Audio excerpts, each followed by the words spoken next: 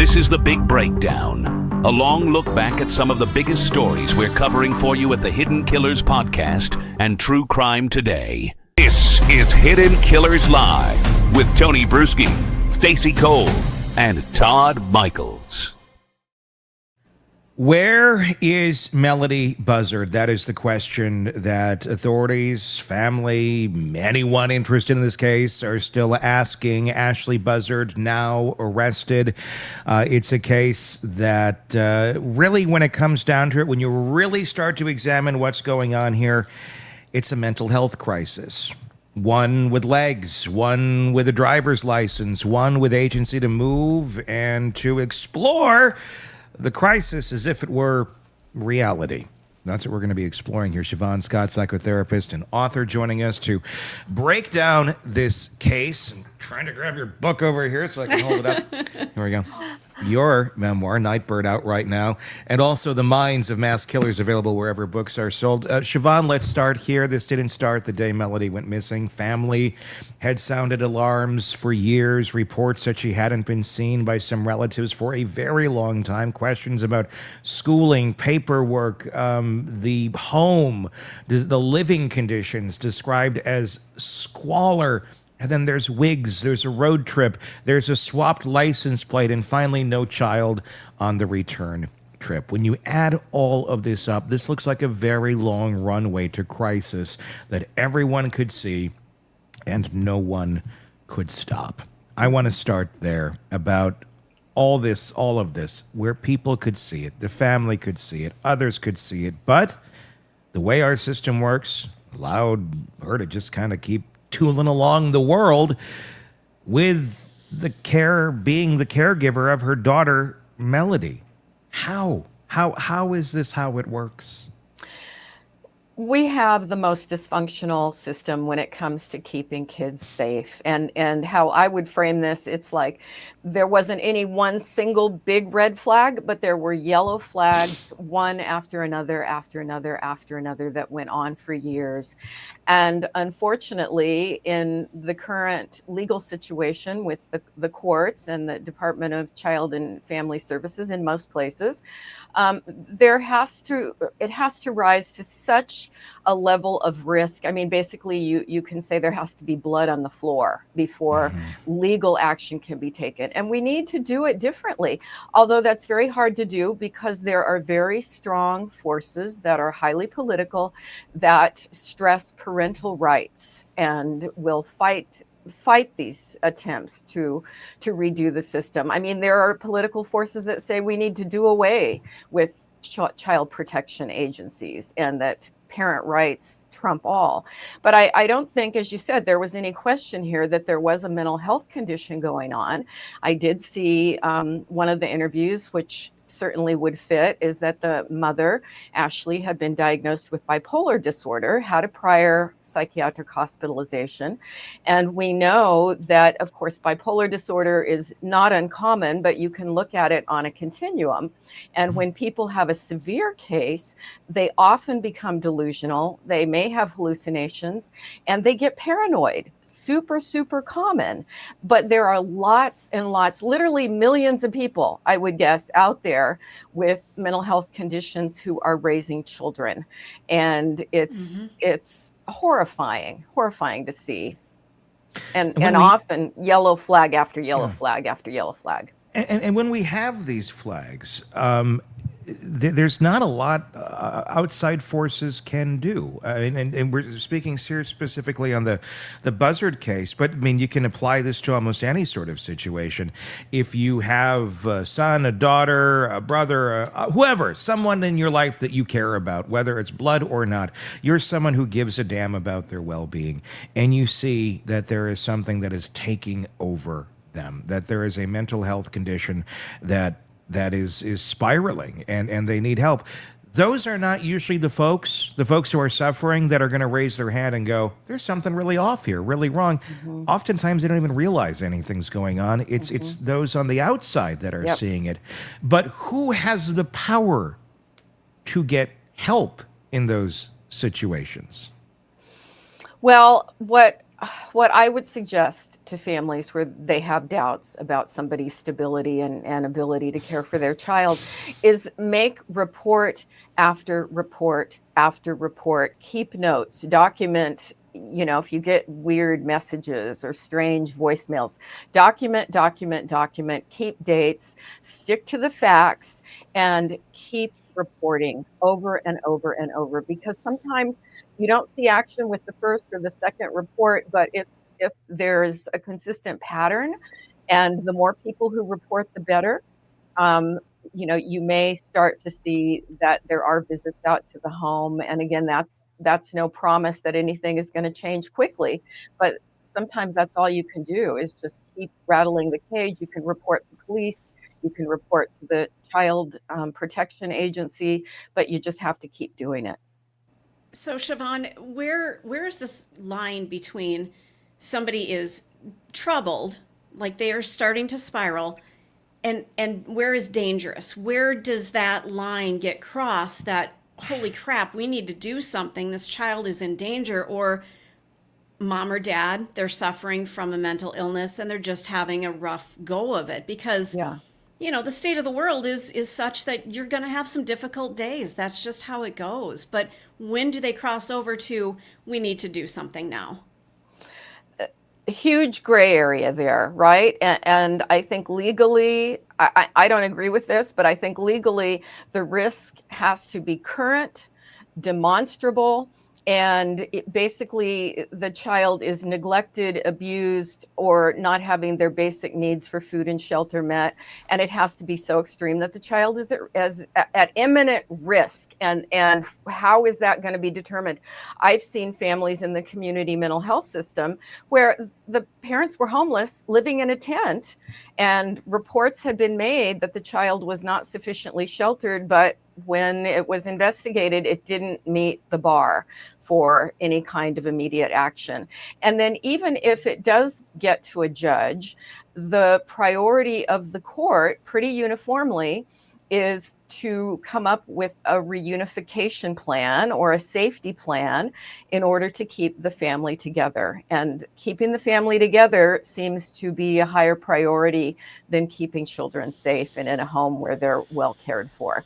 So it's a huge gray area, and yeah, courts can't remove kids due to a parental eccentric behaviors or even hallucinations. As long as the kids are fed, sheltered, and their very basic needs are met, nothing changes. And that's where I think we just have to keep speaking out about it. And relatives who are seeing these things, they just have to keep calling.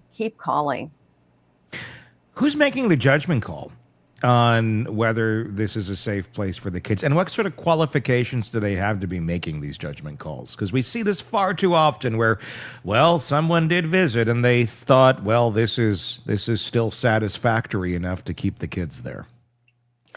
Yeah, I've never been a child welfare employee or a social worker in that capacity, but I think they have a checklist and a scoring system, and this has ultimately been something that's put together by states and local counties, and so you find it can be somewhat different in every locale, which again is a problem. You don't have consistency from one community to another, and so a parent that may be flagged in one county can move across, move literally across the street and now be under the radar again in a different location. But ultimately, if a case gets in front of a judge, it would be the judge's call.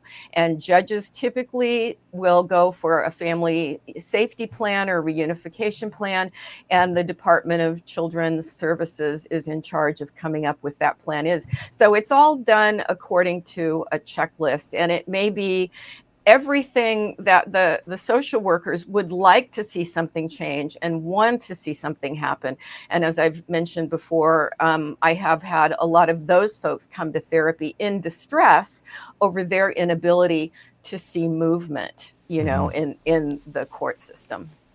Wow. Ultimately, you hope that someone who is in that position as a CPS worker, or whatever capacity, whatever title it may be in whatever state, that the interest is that of the welfare of the children. Yeah. But on a complete professional level, let's take emotion out of it. Let's take the welfare of the children out of it for a moment, to better understand what is the motivating factor here. What's going on when they have a caseload that's far larger than they're ever going to be able to tackle, because there's not enough of them, and they're understaffed and they're underpaid. And in no way am I trying to say anything bad about the people who are working in this industry, in this world, in this area, with good intentions, that are doing their job and doing the best they can. They are saints, and they all get burned out at some point, and rightfully so. But let's just for a moment look at the kind of the structure of all of this. How does this work? Is there a reason? Is there incentive? Is there a reason why one would want to, like, let's mark this off as okay and move on to our next one? Because of time constraints, because of staffing constraints, because of this or that, the ability to pay enough attention where they want to, where they should be, where they can or can't. What are some of these other factors that are playing in here relative to the job requirements and what they need to do to basically get their job done and check the box at the end of the day to keep collecting a paycheck? Yeah, I think it's just built into the structure of the system. You nailed it with there aren't enough social workers to keep up. And there have been cases, fortunately rare, but there have been cases where there was a bad outcome. A child died. And when they went back and, did an audit and went over everything, the notes of the social worker had been falsified, and they really had not laid eyes on the kids. So these people work under tremendous pressure, and it's just flawed. From the basic rules that prioritize family reunification above all, which was based on really old research going back decades, that was the way it should go. And we I want just to talk about that. Yeah. Yeah, I want to talk about that specifically, of the family reunification, because, in some cases, does it make sense? Sure. In many, I don't know. I'm just basing on my experience, what I've seen with school systems, with people, with kids, and some families. I don't know. I would venture to say more than not, there shouldn't be any sort of reunification, because that's where the problem started to begin with. And if we're looking at patterns of behavior of people tend to have patterns of behavior, and they tend to keep doing the same stupid shit over and over and over. And the system doesn't seem to account for any of that when it comes to family reunification. So let's go way back. Why was this the best idea at some point in time, and why does it not make any sense today? Yeah, I believe it goes back to research that was done in the 70s, and there was one study that I don't think was a well done study, but somebody, got this into the legislative system, that children did better in being reunified with their families than they did in foster care. And society, I have to say, I think it's deteriorated a lot since then. We've got way more people with drug problems that have left them impaired. That is just a huge problem. And what we talked a few weeks ago about the date, I believe it was in the 1920s, that we didn't even have laws in this country about child abuse, that people could be prosecuted, And so the very first case that was prosecuted was in New York, a child abuse case, and they had to prosecute it under a cruelty to animals law, because we didn't have any laws about cruelty to children being a crime.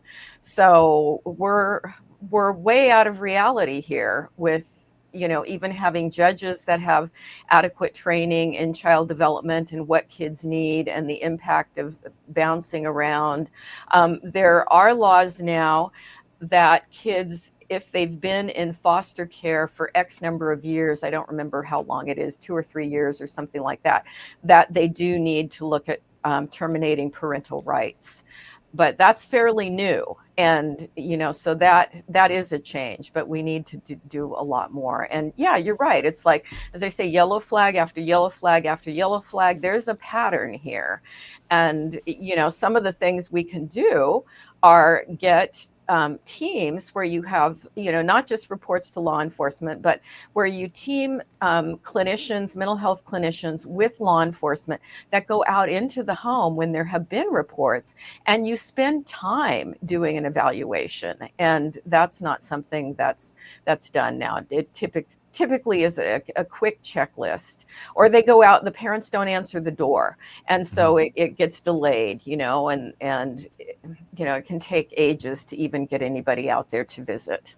Well, and that doesn't seem right. I mean, if somebody says, I haven't seen my nephew or my niece, in 6 months, 3 months, whatever that time frame is, and I'm concerned, that should trigger immediate action from some sort of authorities. And granted, you're going to have some of these cases where you've got, your paranoid Uncle Jeff, who's Right. just not in his right mind and he drinks a lot or whatever the case may be. But it would be concerning if this child weren't in school, if homeschooling isn't showing any accountability for this child. There are lots of things that start stacking, and we need to do something and see, where is this child? Produce this child. I don't understand why we don't have immediate action when the data stacks up as it does. It just doesn't make any sense. Yeah, you're right. I agree with you completely. And I think a lot of times in these cases where people make false complaints, Right. and one of the things that's looked at is, has there been contention in the family where people are fighting and they don't get along, or there's been a bad divorce or a bad custody battle going on. And so people will start making false complaints to CPS. So that's another thing that they have to evaluate. Are these family members just angry because they're not getting visitation with the child because there's a breach in the family system? And so a lot of times the kids aren't in danger, but you're right, you don't know. And particularly when you layer one thing on top of another, the child is not in school, there was a quick withdrawal, or when the child was in school, they show up without a coat when it's snowing outside. I've seen cases like that. I've seen cases where the school janitor bought a child a coat because they were so worried about the child, and they couldn't get anybody to take action because the kid would show up cold. So, well, I mean, at the end of the day, look, you're either going to have common sense on how to raise a child or you're not. And having a CPS worker come over there and scold you and go through their checklist and say you're failing isn't going to magically make them a better parent. No. But that seems to be how we think it's going to work. And we don't do anything about it. We're like, well, let's wait till it gets even worse, and then maybe we can take the kids away. Yeah. Till then, we're going to write you up. We're going to say, you need to change this. So the next time we come around, and if they don't, they don't, and they won't, and most times they don't, because they're not capable. Right. And that seems to be a thing that, again, this is a word a lot of people don't like to use because people would rather go with hopeful language. I'm just being real. Some people are not capable of certain shit, and that may be some very basic things. And if we can recognize that they're just not capable, they're not, if they're too stupid to put a coat on their child, if they can't figure out how to crack an egg and make them food, they're not capable of caring for a child. There's many, many ways you can care for a child with very, very little income. There are. Yeah. But you have to be intelligent enough to figure out how to do that. And if these people clearly are struggling and taking care of themselves, why the hell are we sitting here thinking, oh yeah, you can certainly take care of these 5 that you shit out? Yeah, no, that's a real problem. And often the folks with the least capacity to care for their kids are the ones that have the most kids. They have a lot of children. Yeah. And that's showing impaired judgment. That's showing a likely mental health problem or an addiction problem. And sending them to 6 sessions of a parenting class it's not going to change that they, as you say, they don't have the capacity.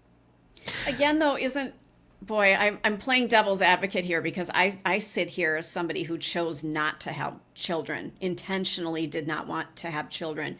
but aren't we taking away people's ability to, I hate saying it, but isn't it their right to have children if they want to? I mean, No.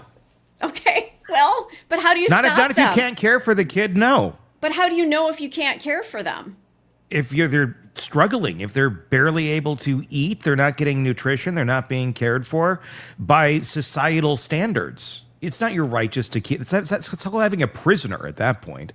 But the way our system works, it does tend to work more like, yes, this is your right. Yeah. Well, and that's kind of what I'm getting at. Believe me, I feel like we should limit who can have kids. Oh, I really agree. do. Yeah. But, I'm sitting back going, well, I'm sure there's somebody out there saying, well, wait a minute, you can't take away people's rights to have children if they want it. You can't do that, but you can take away the children if you're not going to take care of them. The same way they can take away a pet. Yeah.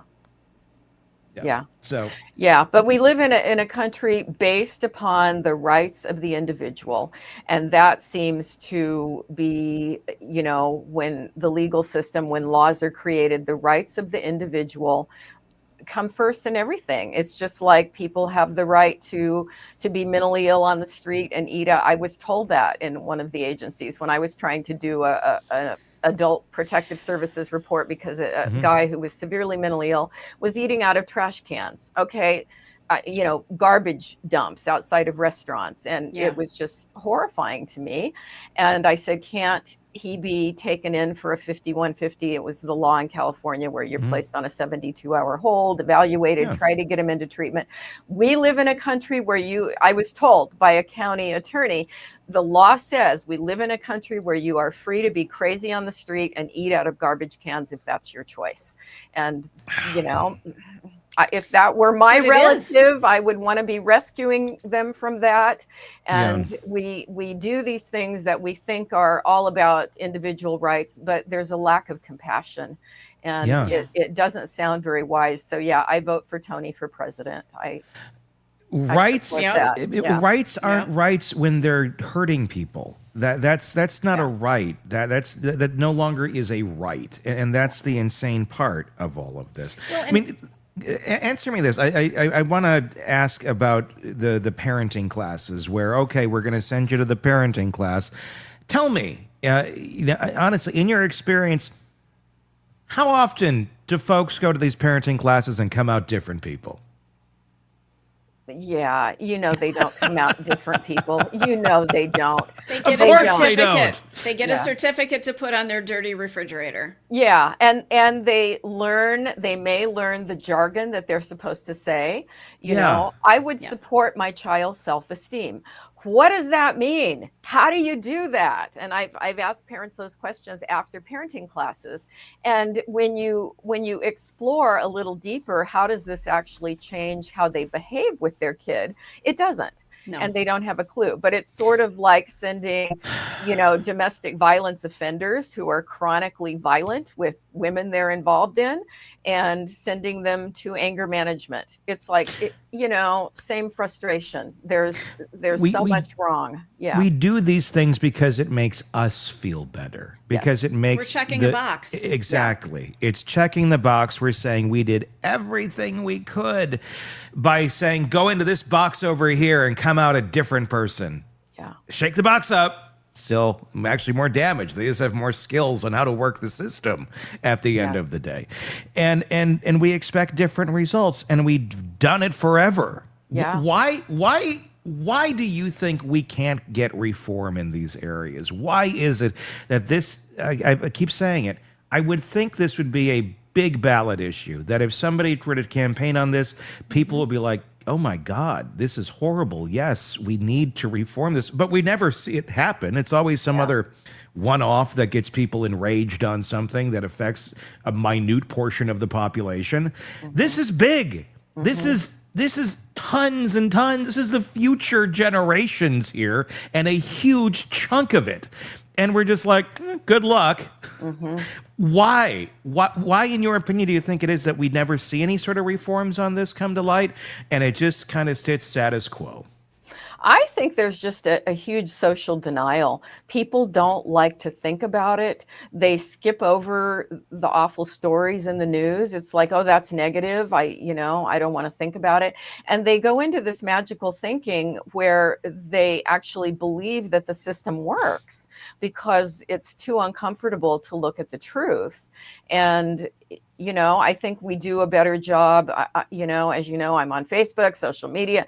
I'm involved because I care about animals too. And there is so much attention on social media about loving animals, which that's why I'm in the groups, because I believe in that. But that's a more comfortable topic, taking care of our pets and taking care of the abandoned animals or the abused animals. People get really fired up about that. But there's this denial about the situation of many kids in our society. And I think on, what do people talk about on most YouTube channels? They're not talking about cruelty to kids that often. They're talking about other things. And I appreciate so much that this is an area of passion for you, and that you're willing to go there and spend some time digging in. Well, and the reality is the infrastructures, the YouTubes and things out there, they shut these sort of conversations down because they're icky, because they're uncomfortable, because they make people feel triggered. Yeah. Be triggered. Yeah. There's a reason you're triggered, because there's a problem, and pretending it doesn't exist or throttling the topic doesn't help anyone. Yeah. But that's how it works. Would it be better if we found some sort of pill to give children that makes them extremely furry and hairy so they started resembling small wolves rather than children? Would people start giving a shit maybe a little bit more? Probably. It's easier to care about animals. But if we're going to talk, magic solutions, let's go with people can only earn their sexual organs after they've demonstrated a certain capacity for good judgment. And so you're just preventing procreation, when folks do not have a certain standard of, I have the capacity to care for a life I may be creating here. Can I jump in and be really controversial for just a second? You did the wolf pill thing as a child, didn't you? No, I did not. But let's think this through. And I'm going to upset somebody out there. That's fine. But you have to take driving lessons. You have to take a test to get your driver's license. What if we are all infertile until we've passed our parenting test? Yeah. How are you going to do that? I don't freaking know. I don't know. I'm just I have no idea. Well, Mormons have magic underwear. I mean, that's worked so well. Are they that wrong at this point? I mean, well, it hasn't worked. They just tend to reproduce a lot of them. And then a few of them end up going off and making other versions of their religion. They all go, that's not like us. Not at all. Us material. Yeah, I know. I think it's kind of interesting. We're talking about the animal kingdom and things like that. In the animal kingdom, if there are animals that are bad parents and they're not taking care of their young, other members of that species will step in and be the parents. And it would be nice if we could somehow get to that point as human beings where those of us in the peripheral of what's going on could step in and say, hey, something's not right here, and be listened to just once. Well, thank you, and Todd. I think that's a big point, and a big problem in this, because I think there are a lot of people who do want to step in, but they can't. Right. We're talking with Shavaun Scott right now about the Melodee Buzzard case, about how we got here, about all these yellow flags, all these red flags, over and over and over, where people were trying to say, there is something wrong here. This is not safe for this child. And Todd, to your point, the relatives did say they were cut off. They were denied contact for extended periods. Now, we don't know much more beyond that. I don't have many statements. We don't know. Did they call multiple times? Did they call one time? Did they call at all? Did they just visit and go, you got to get your shit together, girl? And then nothing happened? We don't know. We don't know exactly what took place. But that's a big problem, because we've seen it in many cases where there is the infrastructure there. There are the loving grandparents, aunts, uncles, friends, whatever, that are ready to step in and take those children and care for them the way that they need to be. until eternity or until that parent can get their shit together.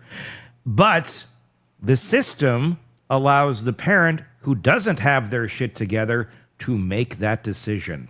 It doesn't allow for the authorities to make that decision. It doesn't allow for the kids to make that decision. It doesn't allow for the 10 sane people over here who don't believe the government is listening to them through their dentures. And the microwave. It allows the person who thinks the government's listening to them through their dentures to make the decision of what's best for the child. And that is the big problem, is the system is working as it's designed right now. Is that fairly accurate, Shavaun? Sure, sure. Yeah, I would say that it's working exactly the way it's designed. And somebody made a comment right now. It's just tragic that there are so many people who would be wonderful parents who are dealing with infertility and can't have kids. And yet you have somebody who's a 15-year-old in the backseat of a car who's pregnant, and other people who are so desperately trying to get pregnant and can't. And it's rugged.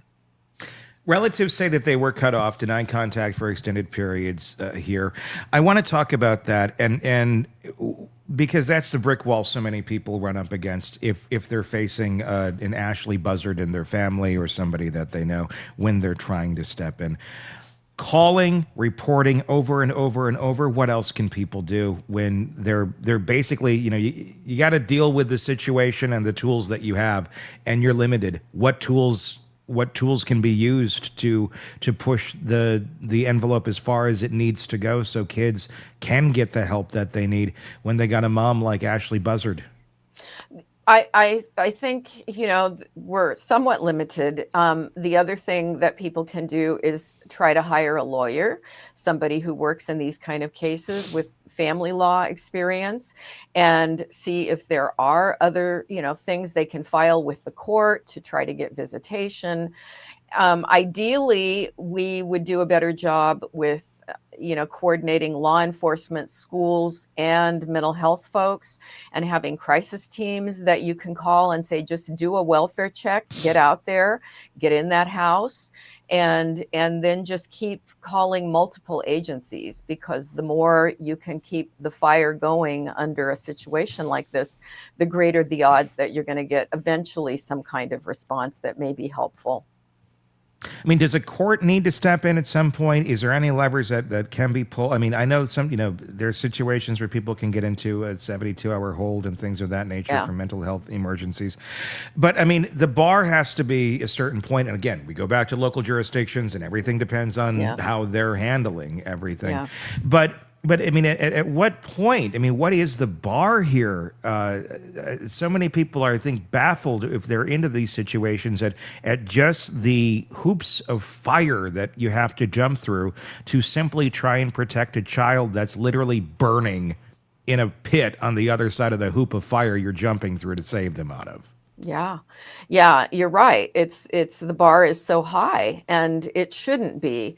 And we don't take enough action. We don't move quickly enough. We don't get people into some situation where they're going to be evaluated, and it's traumatizing for, I think, people that are aware of this, that work in the system as well, because they feel like their hands are tied. And the more outreach we can do, whenever there's a yellow flag, start getting somebody in the home. Homeschool families that don't show up for their meetings, when there are school districts that require them to have some kind of a meeting, that should get an immediate response of someone in the home. But yeah, you can go into a house where there's hoarding going on, where it's, somewhat dangerous hygienically, where the children are not bathed, and that's not really enough to, meet the bar of these kids need to be out of there. And that's the reality, is the bar. I mean, we have a bar very high to get in and say that there's a problem, but the bar is so low for what they're allowed to maintain and live in with their children. I mean, and I mean, I'm going to assume it kind of comes down to, at the same point, the people who are making these decisions, the CPS workers going in there, also know, okay, well, what's the lesser of two evils here? Is it keeping the child in this hoarding house where obviously poor decisions are being made and this pile of shit could tip over at any time, possibly kill them. Or let's throw them to the system of we don't know where they're going to land. Right. It could be far, far away. And it's luck of the draw as far as who was screened well enough to be a parent and for what reasoning they're being a foster parent. There's great ones and there are monstrous ones. Yeah. And again, you are a complete luck of the draw. So it's none of this makes any sense. Yet we just keep going down this road of, well, this is how our system works. This is how we handle things.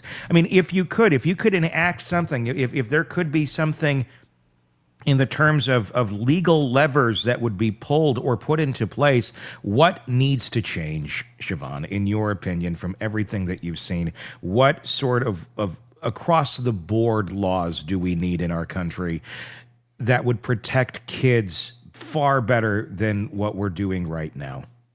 Yeah, it needs to be safety first, and more of an awareness with training in the court system about, as I say, trauma for children and what children's basic needs are to thrive. And safety first should be a national policy.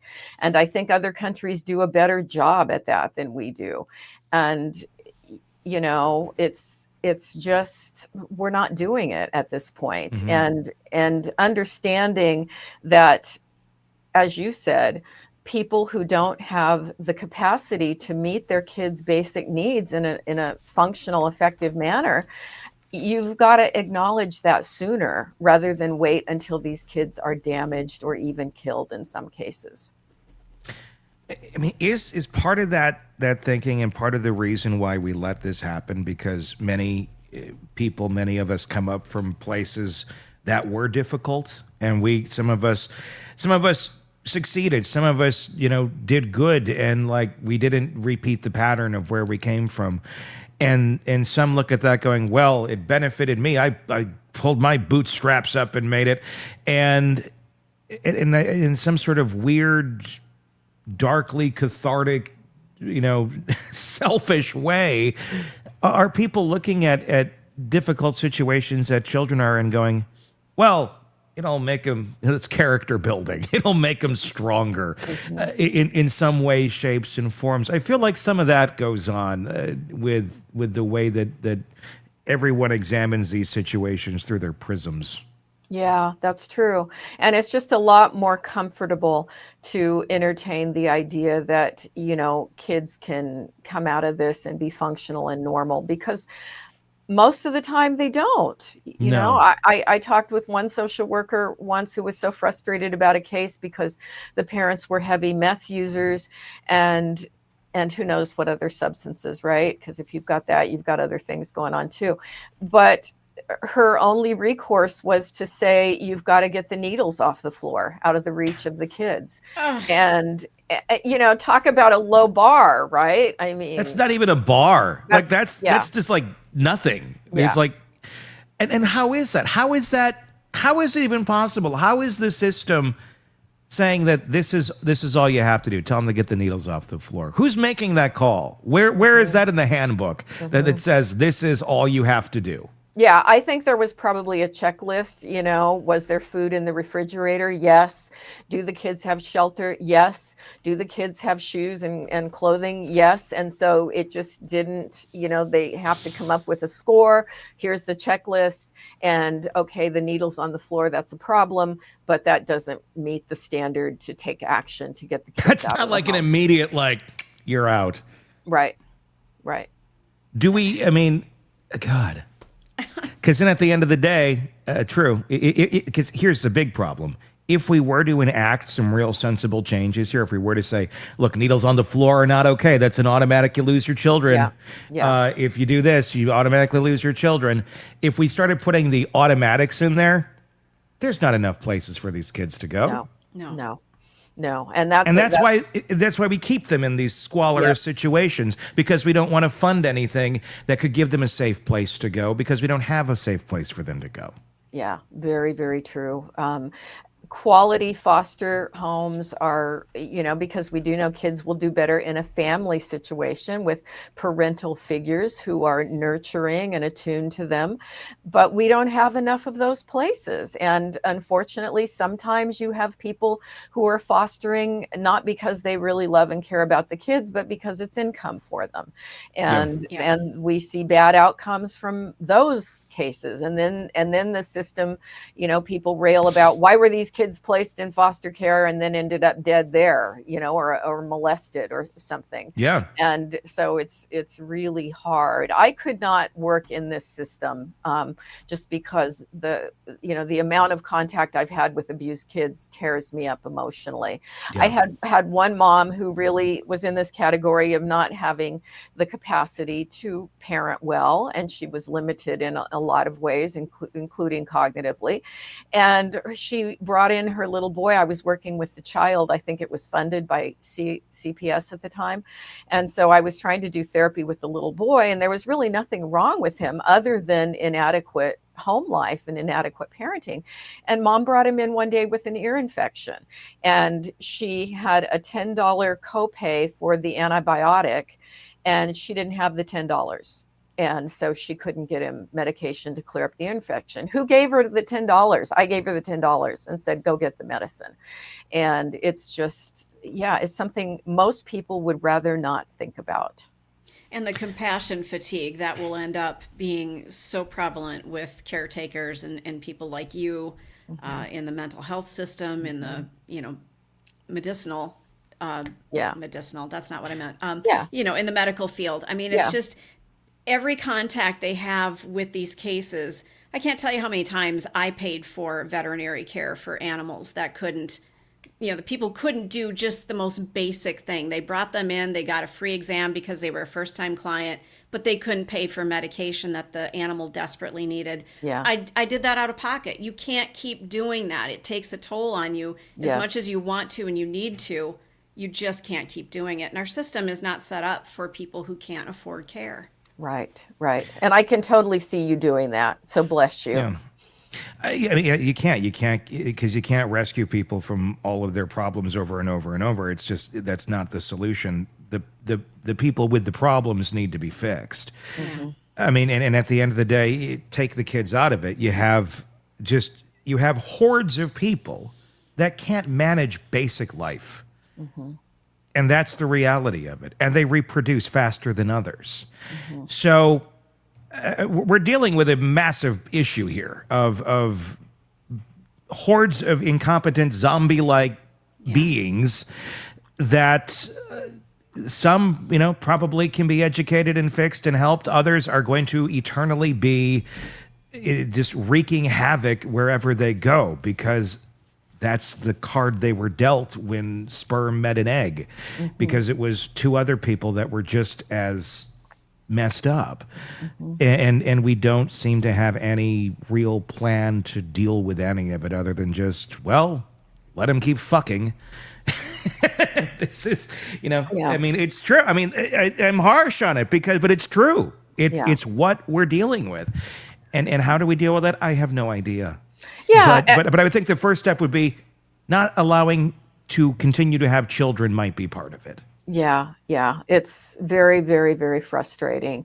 And the other piece of it is kids who are really poorly parented, from birth on, most of the time do not end up functional people. And so then you have this cycle of, a lot of people who function very poorly and don't raise their kids well. And then you have a whole new generation that's why I think we have so many social problems in this country, because, you've got generations of people who are doing a very poor job, inadequate job, let's say, of raising their kids. Yeah. It's an interesting comment. MNT7949 said, and I don't know if this is true, and I'm not questioning what you're putting here, but I just want to qualify it. It says, as someone is getting close to becoming unqualified for SNAP, they are required to attend a class. The class outlines life changes which may keep them qualified, one of which is having a baby. If that is true, It seems like an incentive to just have child after child after child to stay in the system. Yeah, we have had a problem in that area. I'm not sure about that particular case with SNAP and if that's true everywhere, but it certainly could be. And it used to be that every time a person got pregnant, I remember in high school, I went to a rough high school, and there were girls whose goal, one of my friends, in fact, her life goal was, I'm going to have a baby and then I can get welfare. And of course, I'm not speaking of everybody who's on aid, because there are many people who just have something go wrong in their lives and they end up needing those services. So it's not a judgment on everybody, but there have been situations where people looked at this as, this is a way out of poverty, is to have a child, and then I'm going to qualify for aid to families with dependent children. So there's so many tricky ways that this can go wrong, and it gets really complicated on how do we fix it. I think funding Planned Parenthood, we've removed funding from it now because of political things, and we've eliminated abortion entirely in many parts of the country. And so people who know they're not ready and able to care for children are having children.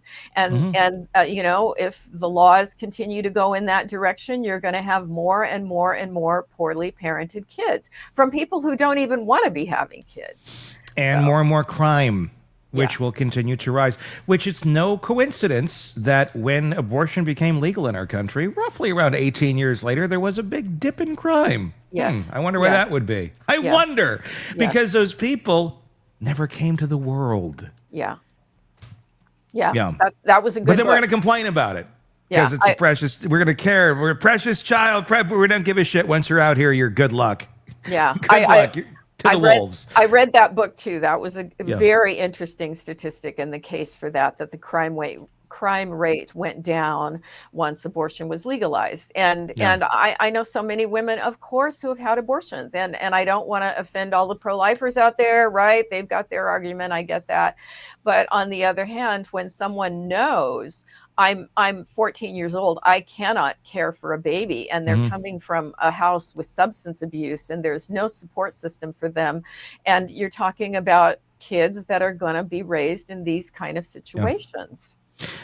Pro-life doesn't just mean, and it shouldn't just mean giving a shit when the kid is in the female before it's actually born. It means you have to give a shit about it afterwards. 100%. And if you don't, then you're not pro-life. Yep. So anyone who's sitting there like, all pro-life, I'm going to stand out here with my sign, but then I'm going to criticize all these people who are making horrible life choices, who are coming from squalor and people making bad decisions. Well, guess what? You get to jump into that pool too and give a shit about them, because that's part of this.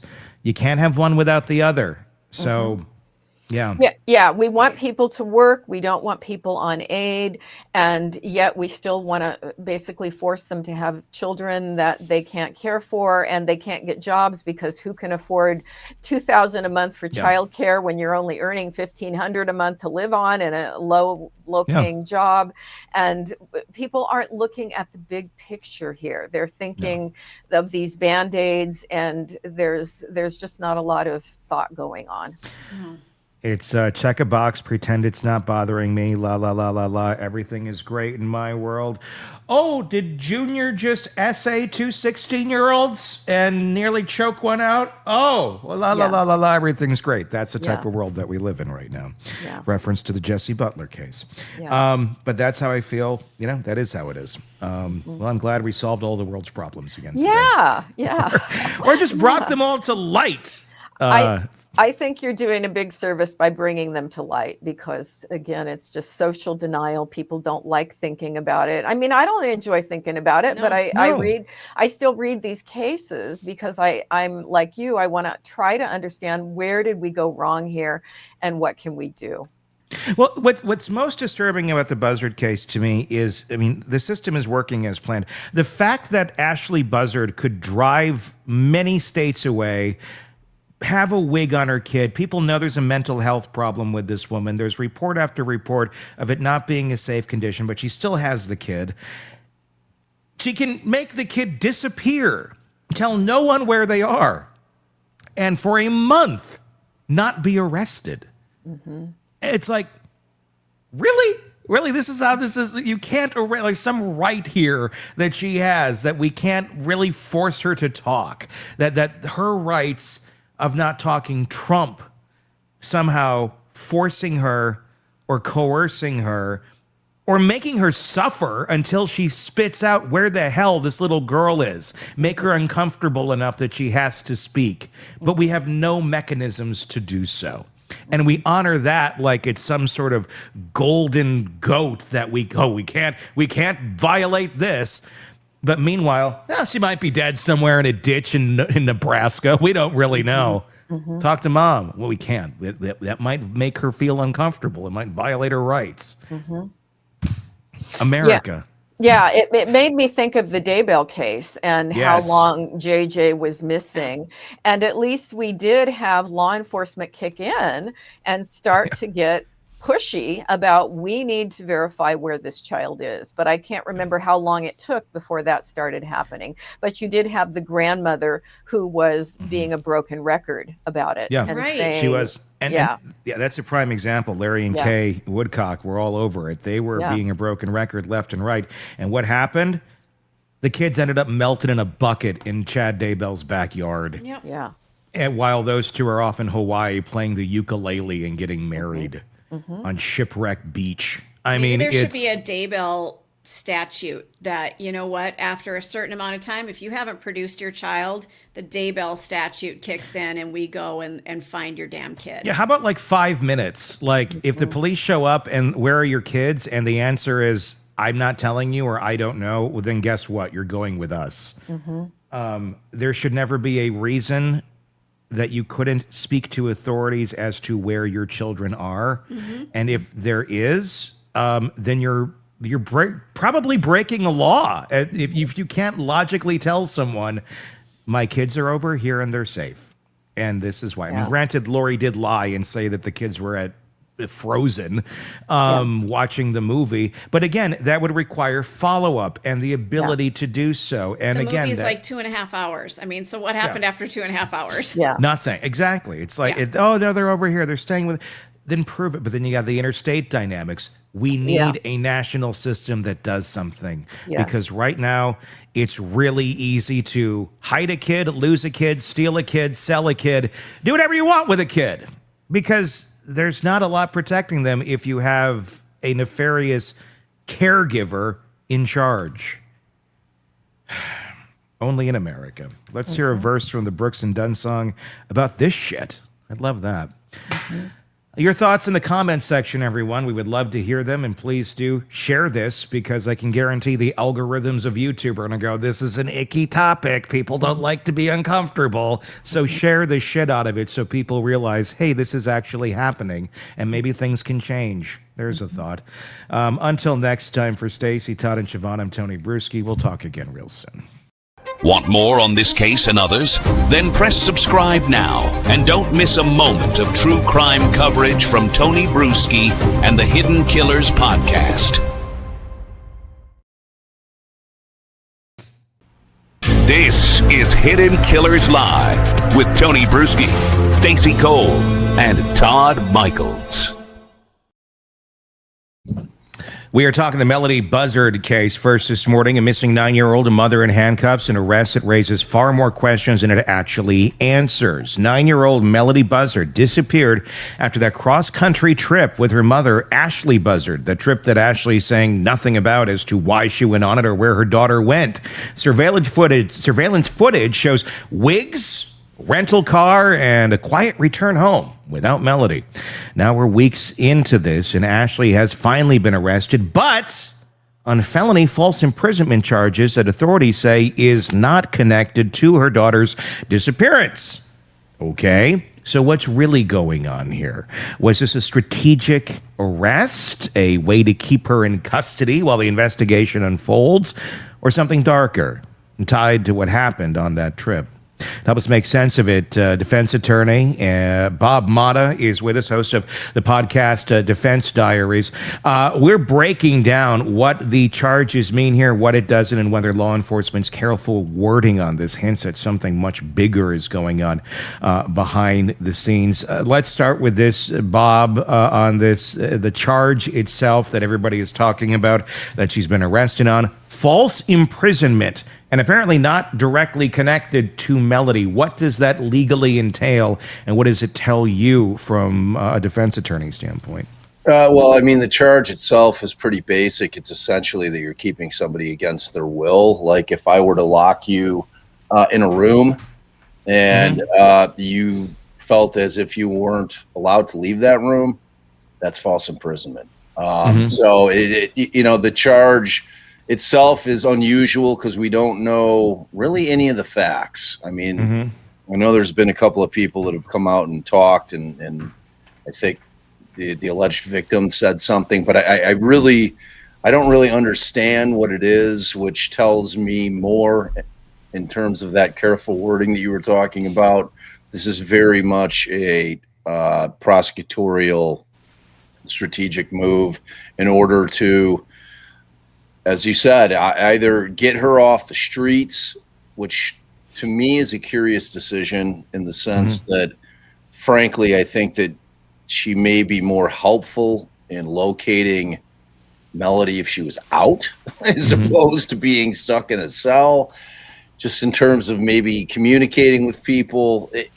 But it also tells me that they believe that that Melodee probably is not alive.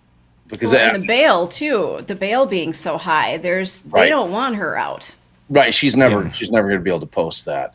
So, it's a curious move. I mean, it's a flex in some ways in terms of her not cooperating. I think that's clearly them saying, hey, all right, well, okay, good. We're going to show you this is what we could do over here in the interim. And, good luck with that. It makes you wonder if they ran out of patience with her, because she has been free this whole last month, literally, about a full month between the daughter going missing, or we don't know where the hell she is, and this arrest taking place. Let's talk about the absurdity of that in itself, but it is how the system works. The fact that one could, I mean, literally, me or you, we both have children, in theory, one of us could take our own child, drive somewhere and tell no one where we're going, drop that kid off, and don't have to reveal where we drop them off, why we drop them off. All we have to do is say, I don't have them anymore, but they're safe, and return home. And there's nothing you can do to arrest that parent. That's literally how our system works. That's kind of shocking, because if you have some sort of mental health crisis going on, or if you're a horrible, evil human being, that pretty much allows you to make a child disappear with very little questions asked until someone really, really pushes. Yeah, I think the exception to that, like say, for instance, if her biological father hadn't died in that motorcycle crash, when, before she was even born, I believe that was, and they hadn't been married, he certainly could, certainly push the envelope in terms of saying, all right, well, she's kidnapped my kid. She's not telling me where my child is. But so beyond that, in that circumstance, they'd be able to do something. In this circumstance, where she is the sole guardian provider of that child, it's a really, really weird situation. Allie and I were kind of pontificating when we did a live about it as to whether or not they should employ the Lori Vallow approach, where it's CPS that comes in, and CPS basically files something on behalf of the state, wherein they're going and telling the judge, we think something nefarious has gone on here. We want the kid produced so that we can investigate. And the judge then orders, her to produce the children on said date. And if she doesn't do that, then you say, okay, well, you're now being held in contempt of court, or you violated the court order. We're taking you in on it. Somebody in our chat said that they thought that they had done that. I haven't seen any evidence that they did do that. To me, I would have preferred that approach, to be honest with you, because then at least it puts the pressure back on her, even if she's not talking. If there's something that can take place wherein, for whatever set of circumstances, Melodee is alive and well, that forces her hand to say, all right, well, I'm gonna give up where she is, or she goes and retrieves her and brings her back and produces her at that time.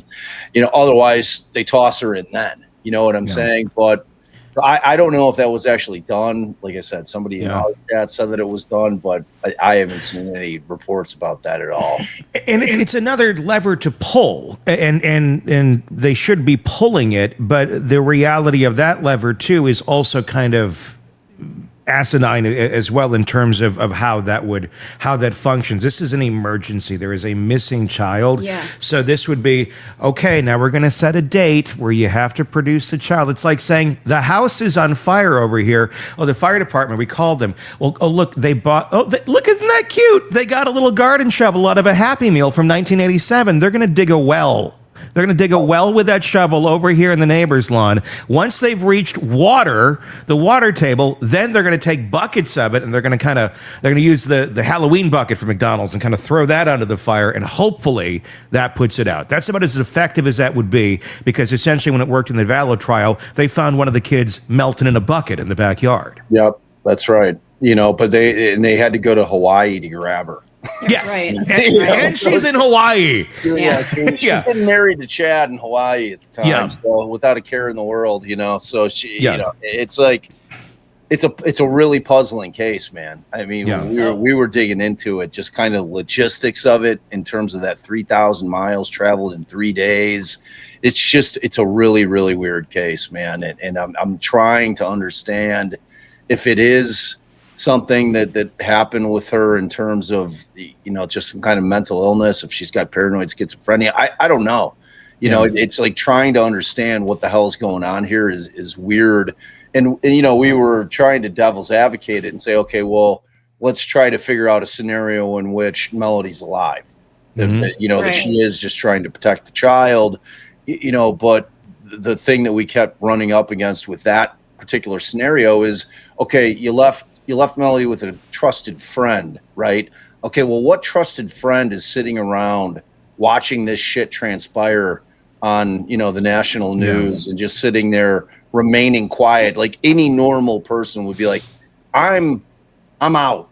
Unless they're off the grid somehow and they don't know that there's this entire hoopla going on behind the scenes. I mean, all they have to do is produce the child and all of this stuff goes away. Well, why would she, if that's the case too, why would she not just go and give an explanation? So look, I'm doing this off the record to the public. Here's what's going on. Here's why my child is here. I'm protecting the child from something or whatever it may be. There could be logical reasons here. They're few and far between, and to not reveal any of them to law enforcement to make all of this go away makes no sense.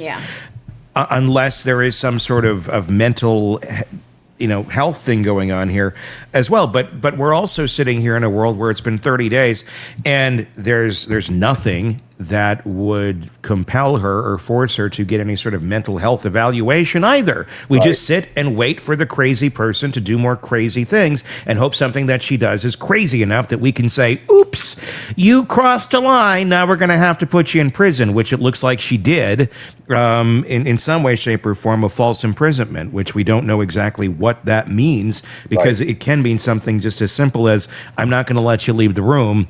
Oh, there we go. Someone said you did this. Right. Come on. You're coming with us. That thing is, they've so carefully worded that. And they have been so careful to pronounce to the public that it has nothing to do with Melodee's case. And they do that obviously purposely, because they don't want to have this situation where if they unfortunately discover Melodee and her remains, God forbid that's the case, and then they arrest her for that, they can't have her have that be connected in terms of they're going to incorporate that somehow into the crime, because it does create some legal issues in terms of what they can charge her with. So like they're really trying to keep that separate and apart.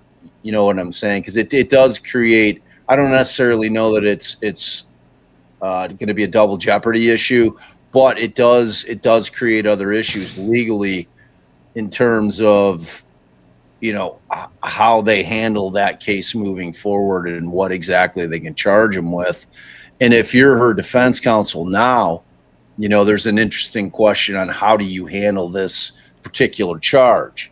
Do you go full bore in terms of defending this false imprisonment claim, or do you kind of just say, all right, well, you know, we'll plead out on it, which I don't think is going to be the answer for the defense, because that's just a bad look. Like if you're pleading out to something like that, it's showing that you know, she's kind of unhinged and that she's got these things going on, which is just going to not bode well for her down the road in the event that they're able to locate Melodee in terms of just how it looks, you know. So I don't know, man. It is a really, really bizarre case. Let's talk for a moment about if we're talking about being unhinged here, the logistics of the trip itself. I know you and Allie were talking about this the other day on Defense Diaries. The logistics of doing this trip, like you said, I don't know the exact numbers in front of me, but it's like 3,000 miles in 3 days. Yep. It's quite a feat. Even, you know, if you're prepared to do this, you'd be like, shit, I'm gonna, you know, that would be a hard trip. That would be a hard trip to go on. Be rough. And do it sanely and not fall asleep and be able to pull off that many miles. It seems to rather manic to me of someone who would be able to pull that off. Right. It doesn't seem like it's a healthy brain that would be able to pull that off. Right. I mean, or, you know, or unless you're a crazily experienced trucker, which you'd be violating all the trucking laws as well. It's like somebody took a whole case of 5-hour energy and then it lasted them 3 days. Yeah. And no stops for the bathroom. And no either. stops. I mean, that's the crazy part of it. I'm wondering, do we know for sure that she went on this entire trip that it was her on the trip the whole time with Melodee?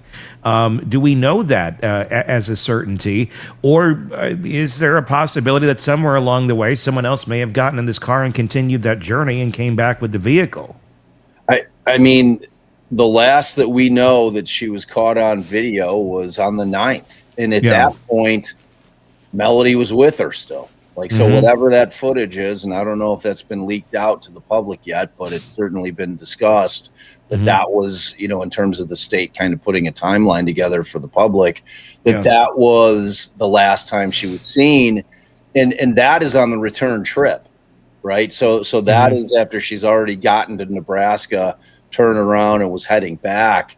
So, I mean, if there was somebody who she was able to convince to say, hey, can you help me complete this trip? I mean, we don't know about it yet. Sure. Yeah. You know, so it's like, but that was the same thing I was just puzzling. That was puzzling to me was this concept that she was able to pull it off, you know, because you figure, all right, she's going to have to stop for gas. Like there's no question about that. 3,000 miles, you figure 300 to 400, maybe 500, you know, to the full tank. You know, you're figuring 6 tanks. She's gonna have to stop six times at least, plus bathroom breaks, unless, you know, they're pissing in bottles or I don't know, diaper, whatever. Yeah. You know, I mean, there had to have been stops along the way.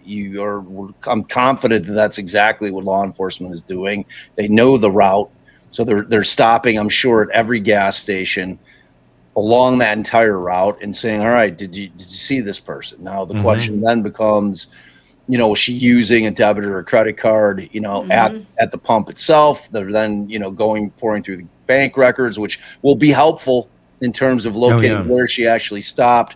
They're then going in, but again, time is your enemy. You know, I mean, you're going in a month later in saying, hey, do you still have the video from this date? Right. Because we need to look at it. And do you have video that is out, where the tanks are, or is it just inside where the convenience store is? So, or did you speak to her? Did she come in? Did she seem normal? Was she acting normal? Was she seeming off to you? Was there, you know what I'm saying? Like, all those things have to be happening now where they're trying to figure out where the hell Melodee could be, and it's got to be an incredibly challenging endeavor, because it doesn't appear, at least from the maps that I've been able to pull up in terms of what her course was, that she went off course drastically one way or another, say to like a national park, or somewhere that she's off route for, a half an hour, and then she goes back on route and continues back home. I didn't see anything like that, but I don't know if we're getting the full details of every movement that they know that she made at this point. It's like they're just kind of showing, the 8 states that she ended up traveling through in total, and kind of the route that she took. But, again, law enforcement is not necessarily going to tell us everything. And as we know, that's just not how they operate. So, I mean, it's one of those cases. And when we covered it, I'm like, why isn't anybody talking about this case? It's like when you think about the little Emmanuel Haro case, it's like I couldn't go anywhere without hearing about that case. Right. I didn't hear about this case until literally the day that we did a live on it, which is just bizarre to me. It's like, why isn't this one picking up, like the national media picking this one up like any other missing children or child case? I don't know. It's just a really strange thing, because we know that the school that she had enrolled Melodee in was the one who finally reported her, to law enforcement, saying, hey, like, we haven't seen this kid in days. And I think it was on the 14th. So, I mean, that's a long time to go, and like, I'm sure that law enforcement went and tried to talk to her. She gets stonewalled. They get the first warrant. They go in, and then they eventually come back with more warrants. They go back in the house. They go to the storage locker, and then they get the vehicle. But again, 3 weeks had passed in terms of the rental. So that car's probably gone out 3 or 4 or more times since the thing was returned. So in terms of whatever they may have found, unless they're able to find biological evidence in there that she wasn't able to clean, it's like, I don't know how much value that's going to be to them. So yeah, it's a challenging case for law enforcement for sure. And the wigs, that's something that people are talking about with this case, the purple hair and things like that. She could have just been eccentric. I know people who wear wigs all the time. Yeah. But when you start putting all of this evidence together and the missing child, now it's starting to stack. It's not making sense. Right. Yeah, no, I agree. And I think that family has come out that she was like a wig wearer. Like, we actually have a friend that wore wigs all the time. Like, every time we went out, she always had a different wig on. She liked wearing wigs. Again, when we start trying to think of a reasonable explanation, for me, it always falls back onto that she's suffering from some kind of mental break.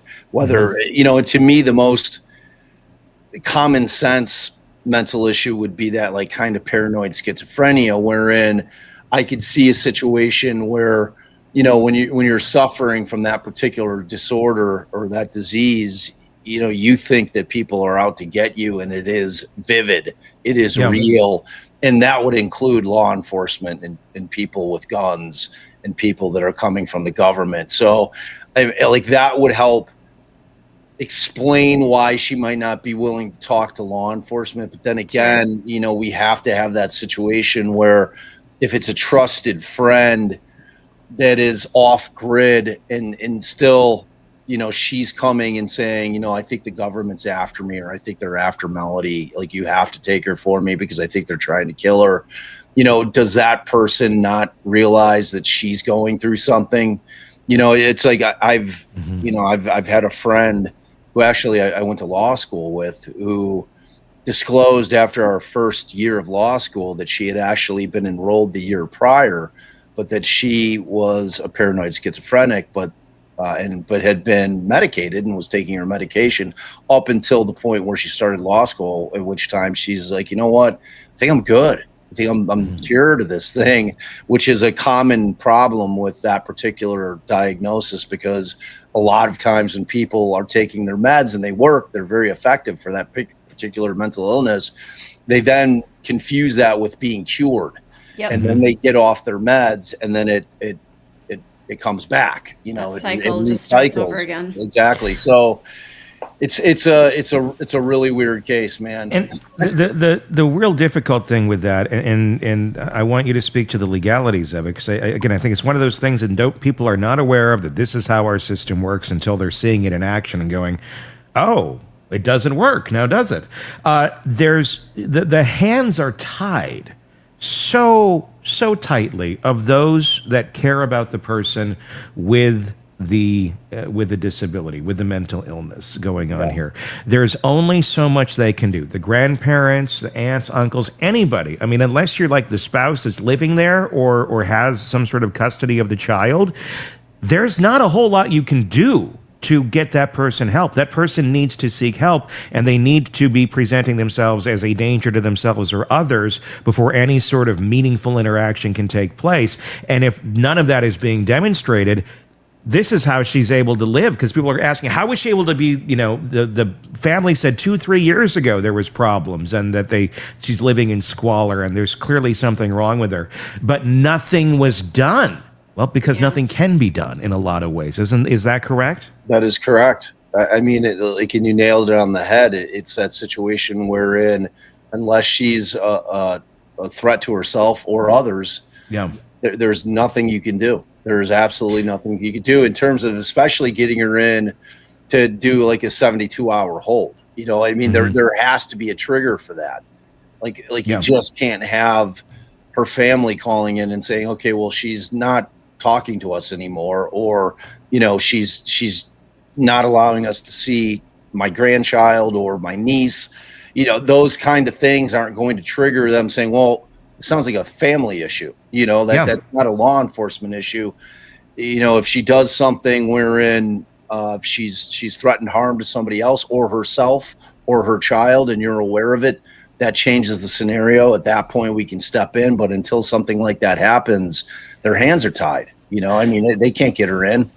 And I think this happens quite often. I've heard so many stories of families trying to intervene where they know their loved one, their son, their daughter, their whatever, they're suffering. There's something really going on, and there may not be necessarily your traditional threats of violence or hurting or harming themselves or others, but they know this person's one step away, and they know just the right words not to use to trigger that. And there's nothing law enforcement can do, because it's up to that person to get help. It's a very broken, flawed part of our system. Yeah. If somebody is experiencing something like that, I mean, I don't know. I mean, here's what I would do. And you tell me, I mean, from a human standpoint, not talking from a legal standpoint, if I know my kid, and I'm not criticizing the family here, but if I know my daughter, if, God forbid, years from now, she's in her 20s, 30s, whatever it may be, and I know there's something really mentally wrong with her, or God forbid, there's a child involved in something like that was going on, and she's not necessarily using that language, I think I'd be going to law enforcement saying she is. Yeah. Yeah. I think I'd be lying. I think I'd be like, look, she said this to me, because it's my word against hers at that point, and then maybe something can get done. It feels like that is the only lever that families can use. I mean, it's not technically legally right, but if you have no choice and the system is working against the self, just the existence of that person surviving, and you know that there's such a risk there, I feel like there's not many choices families have other than to say that the person is making these sort of threats of harm, because there's nothing that else can be done until they actually do go through with it. Yeah, I mean, and that's definitely an approach. Whether or not it'll end up with her being admitted somewhere. Yeah, Against I mean, at her this will. point, I think it's the ship has sailed. This should have been a lever that they pulled prior to any of this happening. Yeah. But again, because it's it pretty sounds sick like that they she would have to was- go down that road to get help for her. Yeah, I mean, and to your point, it sounds like from some of the interviews of the family that I've seen, she has been suffering from mental illness. Yeah. You know, and whether or not that predated her, you know, the biological father's death, you know, who she was in a relationship with, and from all accounts, she took it very, very hard. And, you know, like that was her first interaction with CPS, where they went out there and she was living like an animal. You know, the house was filthy. There was rotten food all over the place. She was neglecting the child. So like that happened. So, you know, the question that I would have if I'm the family is like you said, is this something that predated it? Is this something that I knew that was going on with my kid? Like even when she was younger, you know, and at that point, you know, like you said, without really pointing fingers at the family, you know, if I were to become aware of the fact that one of my 4 kids was suffering mentally, and I didn't take it upon myself to be realistic about that prospect, because I mean, look, nobody's happy to find out that your child, who is the most important thing in your world, is ill, you know, especially mentally ill.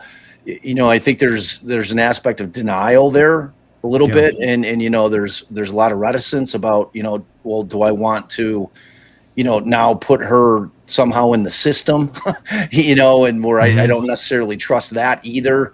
I mean, it's a very difficult circumstance, you know, but I'm sure that law enforcement has been able to get as much medical history as they can from the family, you know, without violating HIPAA laws, in terms of just trying to get background of like what's been going on with her, you know, because I mean, I know she was estranged from all of the family from the biological father for years.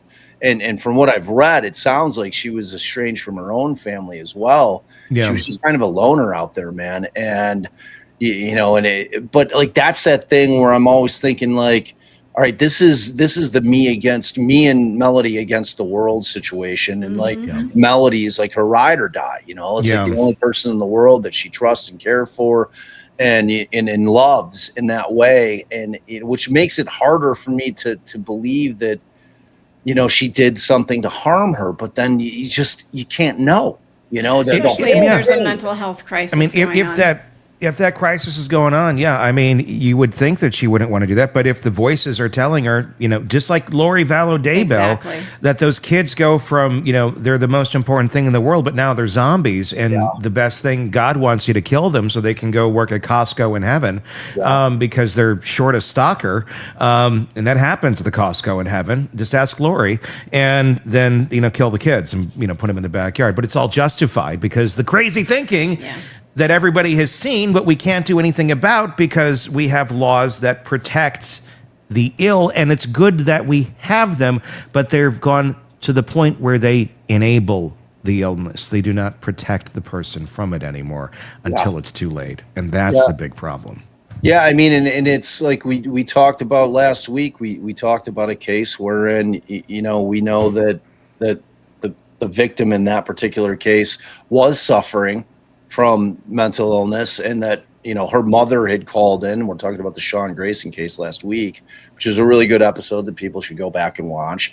You know, and in that particular situation, the mother had called in, and Sonia was a grown woman, you know, but she still said, look, you know, my daughter's going through something mentally, and, you know, I just want to make law enforcement aware of it. It was almost that situation, but in that situation, it was true.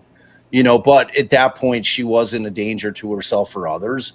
You know, so again, nothing happened when mom called. Sonia ended up checking herself in, you know, for a 30-day trip to find out if they could help her. And she ended up checking herself out in 2 days. And then ultimately what happened there. And it's a frustrating thing, man. I mean, we don't have institutions like we used to, like, you know, like the places like One Flew Over the Cuckoo's Nest do not exist anymore. You know, and it's so like, where do these folks go? Like what do you do with people that are suffering from these types of mental issues and mental health problems? Like where do they go? Where do you put them? Like that's why we have the homeless problems that we have, and then we blame it on affordable housing, and it's all a mental health problem. It's not housing. It's mental health. Right. And until we tackle that and get these people healthy, they will continue to be on the streets. 100%. That's how it works. 100%.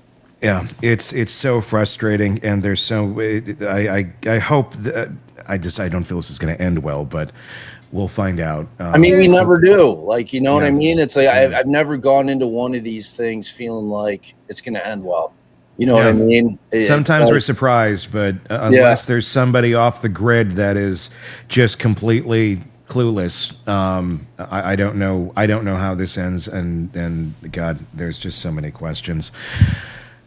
Let's move on. It's a different set of circumstances than, if she was coming with a story that somebody snatched my kid, right? Like a Susan Smith type situation, or, and when Allie and I were talking about the other night, we were like, there's a lot of parallels to what was going on when Gabby Petito went missing, when Brian Laundrie shows back up, and everybody's like, well, where's Gabby? And he's like, I don't know. Like, we got in an argument. And, I came back and I left. I don't know where she is, and the whole fucking world's looking for Gabby, and then ultimately, sadly, they find her. But it was the same thing, and the whole world is like, you can't arrest somebody for this? No, turns out you can't. Right. They're not sure a crime has been committed at this point. Yeah. So, and like the other thing, like when we first heard about the story, Allie and I were like we were kind of laying in bed and we were reading through some of the documentation and we're like, what? I'm like, she's like, what? I'm like, what the fuck is going on here? She's like, what are you talking about? She's like, there's nothing. Like, she's like, if I want to take my kid and go somewhere and I'm going to leave it with leave the kid with my friends, like, what the fuck's wrong with that? I'm like, well, you don't have the other factors here. You don't have like all the other things that predated that in terms of bizarre behavior that is like raised everybody's red flags in terms of what the fuck is going on here. And I'm like, that's a different situation. If it's a situation where you're like friends are saying, hey, we just had the baby. We haven't done anything for ourselves in a month, or a year rather. And, would you watch the baby for a weekend? We're going to go do a quick weekend trip down to Mexico. And they drop the baby off without telling anybody, that they're dropping the baby off.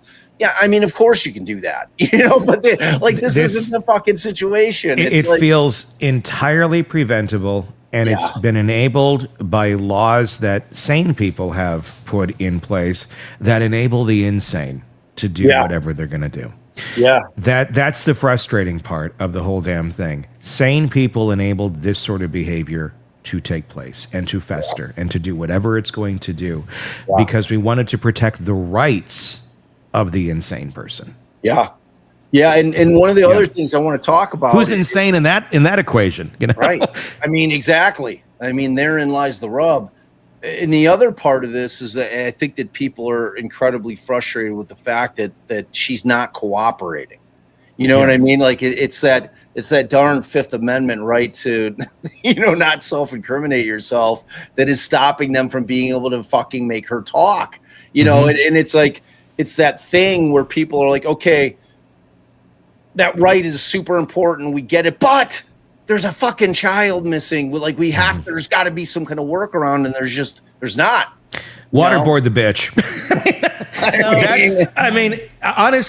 If the kid's missing, do whatever the hell you need to do. Let's go to the store and get a car battery and see what happens. At this point, it's there needs to be some sensible laws where that deal with the in-between, that deal with the gray area, because 99% of the cases land in the gray area. They don't land in the absolute of where the law is designed to be, this way or that way. It's somewhere in here. And when everything lands in there and we have no answer for how to handle it, you get this. Yeah, and I would go as far as say all cases are 100%.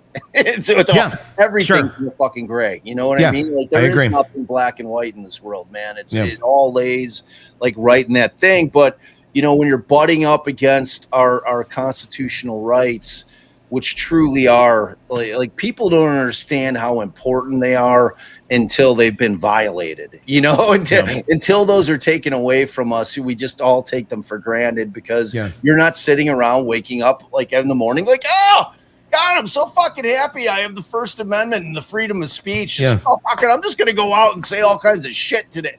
It's like people don't think about things like that. I mean, we also don't think about the protections that we do need to prevent shit like this too. That's 100%, that's the other part of it.